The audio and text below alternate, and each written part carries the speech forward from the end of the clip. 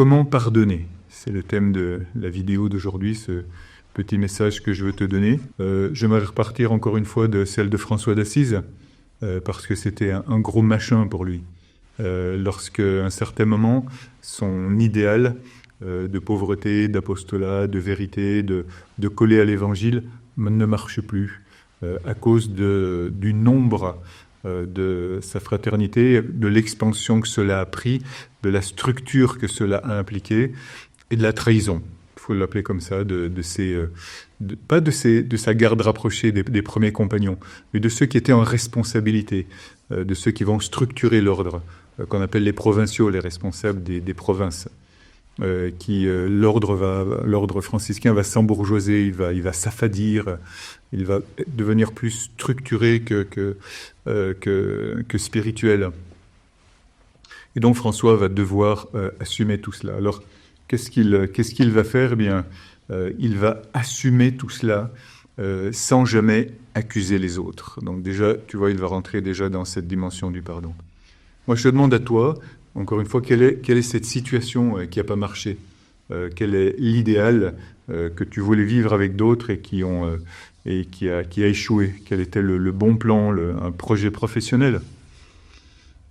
Je vois beaucoup autour de moi des jeunes et des moins jeunes qui sont trahis par leurs associés. Une amitié qui te nourrissait, puis qui tout d'un coup marche plus. Un amour fondateur qui tout d'un coup s'écroule, peut-être même un divorce, quelque chose. Qu'est-ce que c'est qui te ronge parce que ça n'a pas marché? Tu avais une idée d'aller au bout du monde avec quelqu'un, puis ce quelqu'un t'a largué ou n'était pas bien dans ce que il avait été décidé ensemble au début. Alors, qu'est-ce qu'il faut faire? Alors évidemment, la première expression qui vient de notre être, c'est la colère, ou le désespoir, ou la tristesse, ou le repli. Mais en même temps, parce qu'on est fait comme ça, c'est le moment où ta conscience s'ouvre, où tu t'aperçois de quelque chose, tu t'aperçois d'une autre possibilité. C'est le moment où ton vieil homme s'écroule, hurle, mais c'est en même temps le moment où un passage par où Dieu va passer, qui tout d'un coup est illuminé pour toi, et tu te rends compte là que Dieu est en train de travailler. Marthe Robin disait « Dieu nous construit en nous démolissant ». Et Padre Pio, qui était son contemporain, renchérissait en disant « Tout est une blague d'amour ». Alors bien sûr, ils étaient ultra positionnés ces deux-là, hein, mais justement c'est pour que nous aussi, qui n'avons pas leur carrure, nous puissions nous positionner dans cette dimension-là, de se dire que quand quelqu'un nous trahit, quand ça va mal, eh bien, il y a quelque chose qui s'ouvre à l'intérieur de moi et que je peux commencer à entrer dans une vie nouvelle qui est la vie de l'Esprit Saint, justement, qui est la vie de l'Esprit. Donc François, lui, il reste fidèle à l'idéal. Est-ce que tu es resté fidèle à toi-même, c'est-à-dire à ta joie, à ton entrain? Est-ce que tu es resté fidèle à l'élan qui était à l'intérieur de toi, pour le réinvestir autrement, pour ne pas t'affadir, pour ne pas t'attrister, pour ne pas faire le jeu de l'ennemi? Parce que en général, l'ennemi, lorsqu'il arrive à toucher quelqu'un, il veut en toucher beaucoup d'autres en même temps. Hein. Il essaie de faire comme un jeu de quilles. Dans le domaine de la grâce, ça se passe aussi comme ça. Mais ça fait partie donc des stratégies de l'ennemi. Donc comment est-ce que toi, tu restes fidèle à toi-même? Comment est-ce que toi, tu réinvestis tes énergies, ton idéal, tes idées autrement, en restant fidèle à toi-même? François, il continue seul. Je répète, avec sa garde rapprochée, ses frères spirituels, mais qui n'ont aucun pouvoir dans l'ordre. C'est souvent comme ça. Eux, ce sont des personnes qui l'aiment affectivement, qui l'aiment et qu'il aime affectivement, peut-être plus que d'autres, comme l'apôtre préféré aimait bien se coller à Jésus. Mais il continue avec eux, mais seul par rapport à la structure de l'Église. Il reste fidèle à soi-même dans la prière.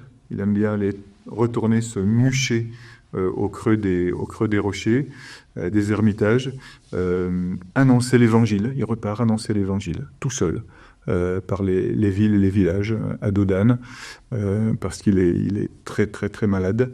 Et puis, il retourne aussi soigner les lépreux. Ce sont ces trois passions. Est-ce que tu es resté fidèle à tes passions lorsque les autres t'ont trahi autour de toi? Fidèle à toi-même, fidèle à l'appel de Dieu, fidèle à tes passions. Tu rentres dans une espèce de solitude. Je parle toujours du pardon, hein, mais c'est un contexte. Après, je vais essayer de te donner des indications qui me servent aussi à moi, évidemment, pour entrer dans le pardon. Mais je voudrais bien planter ce décor et instaurer ce contexte. La deuxième chose, donc, où tu vois que Dieu te travaille et que tu es fidèle à toi-même, la deuxième chose, après cela, c'est tu vis une solitude. Ah oui, tu te retrouves tout seul, mais cette solitude, elle est habitée. Pourquoi elle est habitée? Parce que dans cette solitude, tu t'aperçois que Dieu est là. Et tout d'un coup, ça prend sa place, prend une ampleur extraordinaire. Dieu remplit tout. Il remplit l'espace, il remplit l'univers, il remplit ton cœur, il remplit tes sensations, tes émotions, ta mémoire, etc. Tu te rends compte qu'il a toujours été là, que tu as toujours été à ses côtés. Donc c'est une première chose. C'est une solitude habitée par Dieu. Mais il te renvoie aussi vers les autres dieux. Pourquoi? Parce que lui-même est trinitaire.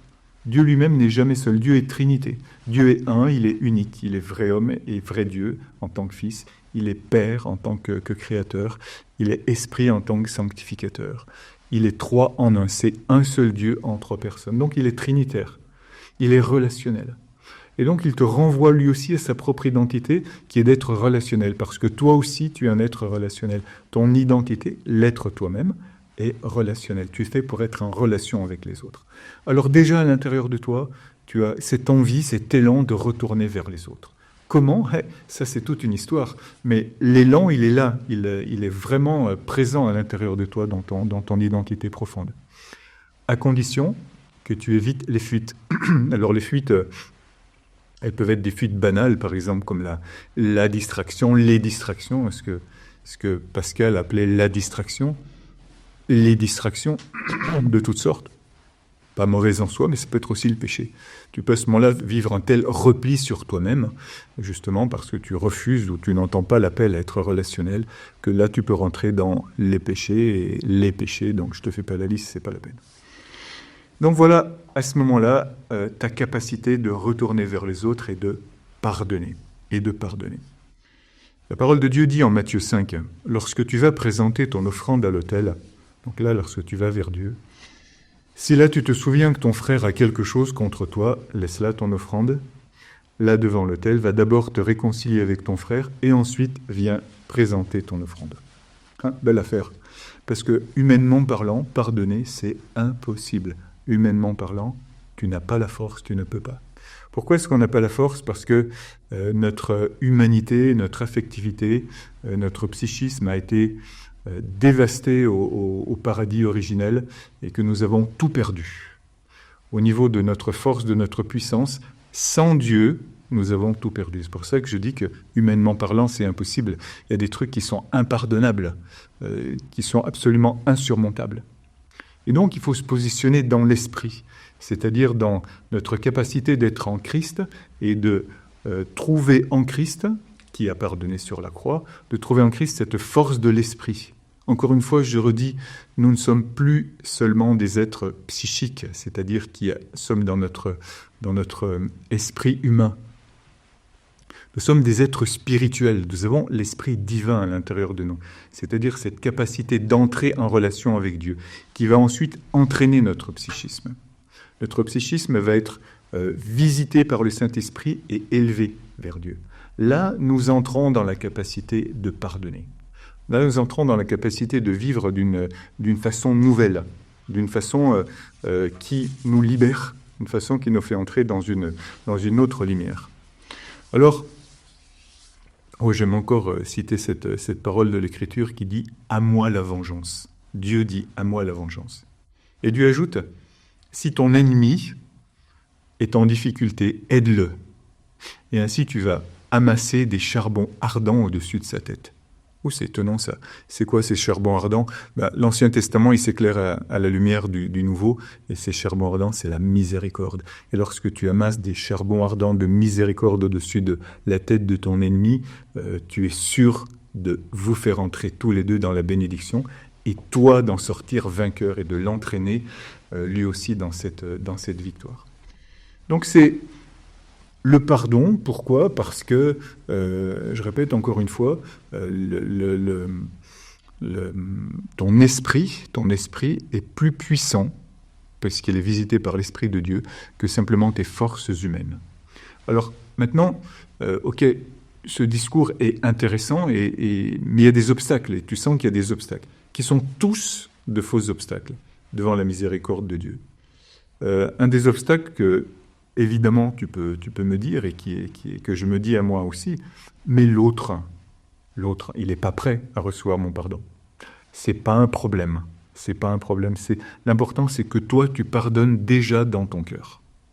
Parce que, je te dis, pourquoi alors te garder à l'intérieur de toi comme un cancer, ce non-pardon, cette rancune, cette colère, cette amertume, attention, qui peut même devenir un cancer physique. Parce que même te créer d'autres maladies. C'est bête. Donc là, ça veut dire que tu agis avec ton intelligence. Tu agis avec ton intelligence. Tu ne restes pas au niveau de tes émotions. Parce que tu peux dire, effectivement, et c'est le deuxième obstacle, j'ai pas la force et j'ai pas envie. J'ai pas envie de pardonner. Et il y a cette émotion qui est là. Quand j'y pense, la parole de Dieu dit, quand j'y pense, le feu est revenu à l'intérieur de moi.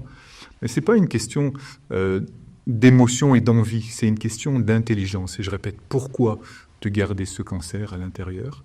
Puis la deuxième raison, pardon, elle est peut-être un peu plus triviale et un peu plus bête, mais elle est aussi intelligente.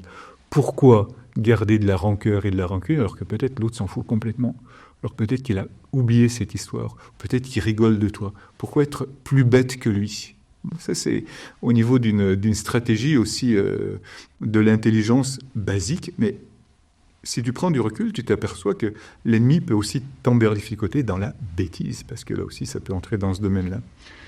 Troisième obstacle, faux obstacle toujours qui peut venir. Je ne serais pas sincère, tu peux dire, je ne serais pas sincère si je pardonnais parce que je continue à le haïr, je continue à être blessé. Donc je ne suis pas sincère. La sincérité, elle n'est pas par rapport à tes sentiments. La sincérité, elle est par rapport à l'idéal. La sincérité, elle est par rapport à la valeur. La sincérité, elle est par rapport à ton but.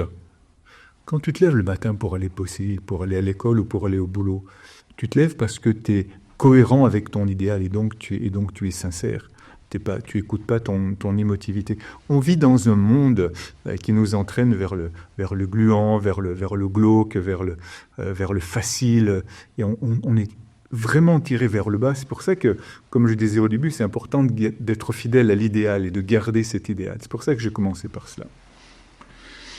Maintenant, je voudrais te donner encore quelques petites indications. Alors là, je vais faire toute une liste, non sans avoir auparavant rappelé que sur la croix, Jésus a pardonné. Et que Jésus a dit, Père, pardonne-leur parce qu'ils ne savent pas ce qu'ils font. Et qu'il l'a dit pas parce qu'il était Dieu, parce que c'était dans son corps humain qu'il souffrait, parce que c'était dans sa psychologie humaine qu'il souffrait, parce que sur la croix, il a dit « Mon Dieu, pourquoi m'as-tu abandonné ?» Dans son psychisme humain, parce qu'il est vrai homme, autant qu'il est vrai Dieu, il souffrait. Et donc, ce pardon qu'il a demandé au Père et qu'il a tiré de lui-même, c'était dans son humanité, de son humanité qu'il l'a tiré. Donc c'est toi aussi de ton humanité. Mais ce qui est merveilleux, c'est que ton humanité est divinisée par la résurrection de Jésus. Et donc tu as une double force. Alors maintenant, je te donne quelques indications qui me servent à moi, et j'espère qu'elles pourront te servir à toi. Justement, c'est un peu sous forme de liste. Tu peux prendre ce qui te sert. Première chose, c'est, pour pardonner, demande à Dieu sa stratégie et sa force, sa lumière et sa force. Adresse-toi toujours à Dieu. Ne te fie pas à tes propres forces, et donc prie encore plus que d'habitude. Deuxième chose, dans ton cœur, pardonne, et même demande pardon, en attendant et en priant le moment d'une rencontre, le moment d'une réconciliation possible. Troisième chose, fais un examen de conscience sérieux sur tes propres péchés, tes maladresses à son égard. Qu'est-ce qui a provoqué ceci ou cela? Regarde le cercle vicieux, parfois, parce que c'est comme ça. Moi, j'entends des gens qui me disent « Ouais, il m'a dit ça, il m'a fait ça. » Ok, moi je lui dis « Ok, toi t'as fait quoi avant? Ok, toi t'as fait quoi avant ?» Sur la scène politique mondiale, on aurait beaucoup à dire là-dessus, ou surtout, j'évite de rentrer là-dedans, mais toi, rentre dans tes propres considérations, regarde ce qui peut-être a attisé un peu, ou je répète, ça peut être simplement une maladresse, peut-être que tu as été naïf, d'accord? Donc, regarde un petit peu ce qui s'est passé. Aussi, mets-toi à sa place. Pourquoi est-ce que l'autre t'a agressé comme ça? Qu'est-ce que l'autre a vécu? Qu'est-ce que l'autre ressent? Qu'est-ce qu'il attend? Mets-toi à sa place. Pour entrer dans le pardon, mets-toi à sa place. Demande la bénédiction de Dieu pour lui et pour toi.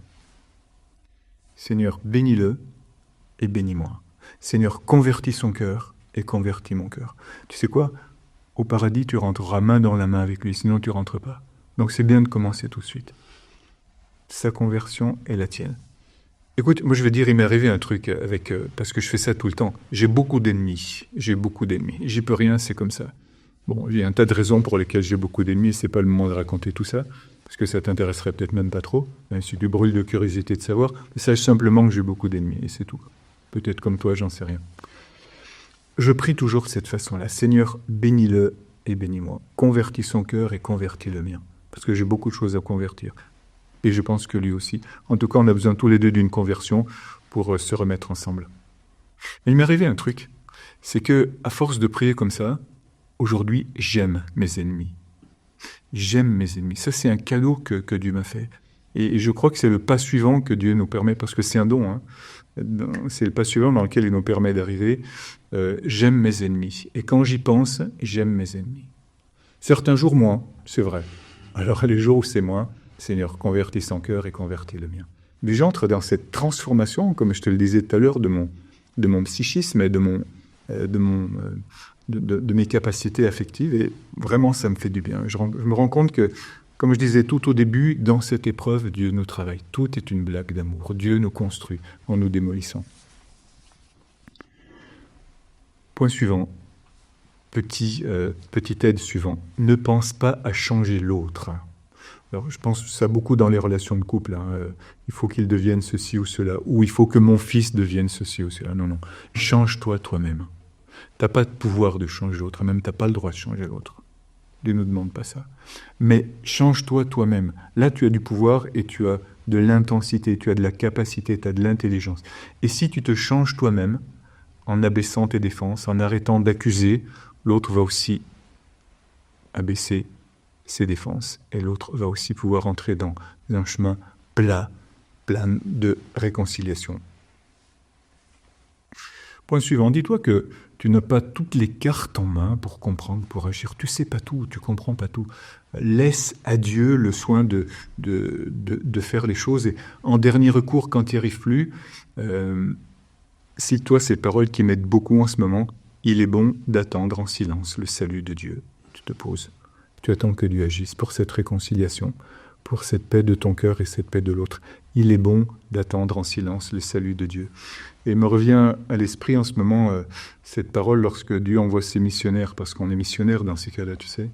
Et Jésus nous dit, quand tu arrives quelque part, bénis les personnes, bénis le lieu. Et si la personne ne reçoit pas ton geste de paix, ton annonce de paix, ta paix reviendra sur toi. Donc tu es toujours gagnant en donnant la paix. Toujours, toujours. Peut-être que tu vas toucher le cœur de l'autre. Et si ça ne touche pas le cœur de l'autre, ça va toucher le tien, parce que la paix, elle est immense, elle est énorme. Et tu vois la puissance que tu as à l'intérieur de toi. Ça, c'est une parole qui révèle la puissance que nous avons à l'intérieur de nous, la puissance de l'Esprit Saint. Lorsque tu annonces la paix, que tu dis « paix à cette maison, que le Seigneur vous donne la paix soit avec toi », tu peux le dire de 1000 façons différentes, eh bien, c'est tellement vrai que tu objectives quelque chose, la paix, elle devient réelle. Et tant et si bien que si elle arrive par l'autre, elle revient sur toi. C'est une onction du Saint-Esprit, tu rentres dans une onction. On prend le mot onction, hein, c'est-à-dire c'est comme une puissante huile parfumée que tu donnes et que tu reçois à la fois. Alléluia. À ce point-là, quand tu n'y arrives plus, ne te focalise pas sur les questions. N'en fais pas une pensée fixe, n'en fais pas une idée fixe. Loue le Seigneur, bénis le Seigneur. Tu sais, c'est comme une obsession, une tentation, un problème. Loue le Seigneur, bénis le Seigneur. Lève tes deux mains et bénis Dieu, glorifie Dieu. et Dieu va s'occuper de tout ça. Dieu travaille dans le temps. Ne dis pas c'est le temps qui résout les choses. Dieu travaille dans le temps. Dieu sait travailler dans le temps. Encore un petit truc. Quand t'es pas bien avec quelqu'un, évite d'en parler. Évite d'en parler, parce que forcément tu vas en parler mal. Et forcément ça va réactiver le truc. Et ne tombe pas dans le piège où d'autres voudraient t'en faire parler. Ah, comment ça va avec machin? Prie pour machin et prie pour moi. Point. Et toi, comment ça va? Toi, tu te laisses pas aller à la provocation. Ça, c'est une tentation vraiment. Le Seigneur ne nous laisse pas entrer dans ces tentations.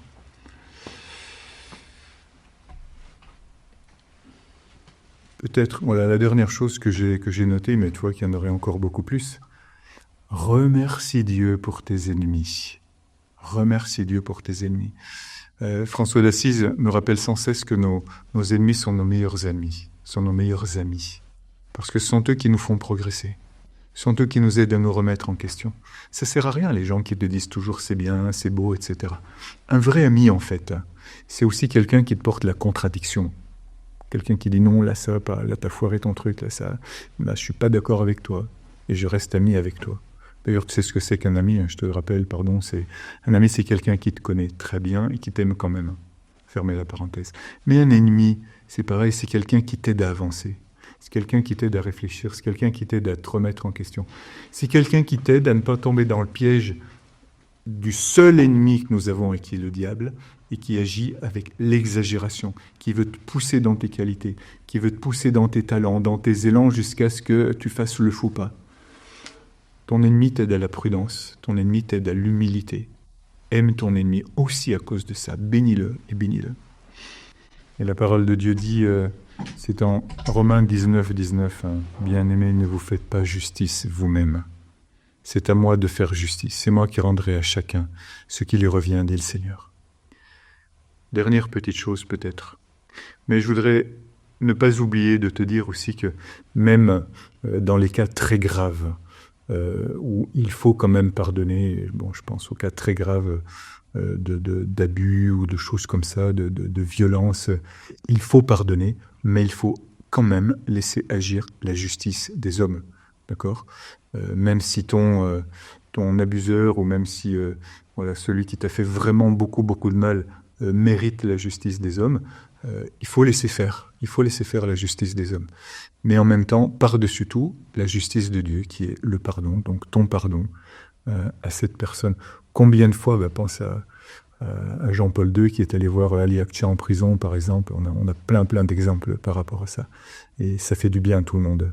Ok ? Et à tout le monde. Dernière chose, ta folle liberté, c'est aussi de demander pardon. De savoir demander pardon à l'autre, en te rendant compte, dans certains cas, pas ceux que je viens de citer, mais dans des cas où toi, tu as été impliqué dans un conflit, par exemple, savoir demander pardon.